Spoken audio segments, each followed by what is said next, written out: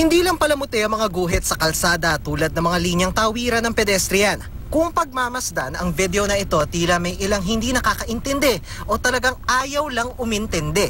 Ang kotseng ito humambalang sa pedestrian crossing at hindi siya nag-iisa. Kung ibabase sa mga litratong ito, marami sila.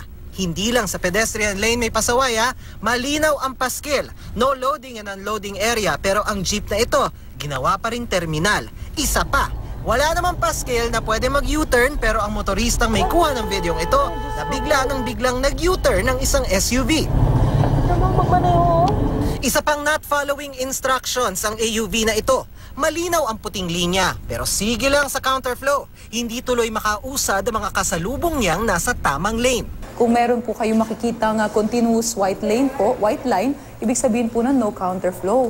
So sana po yung ating mga kababayan maging aware sila para na rin sa kaligtasan nila. Kung aberya na ang dala ng mga pasaway, masdan ang kuhang ito sa Macapagal Boulevard. Matapos magkagit-gitan, kahit hinaharang ng kasama, dali-daling tumakbo ang lalaking ito sa kasunod na kotse. Sabay hampas sa side mirror. Buti na lang, salita lang ang naging palitan, imbis na sakitan.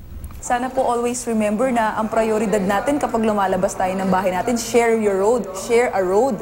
So wag po tayong masyadong magpadala sa init ng ulo natin. Sa Cebu City naman, hindi alintana ng lalaking ito ang panganib ng isang kala ng katawan niya sa spare tire ng truck para bantayan ang mga delivery na itlog.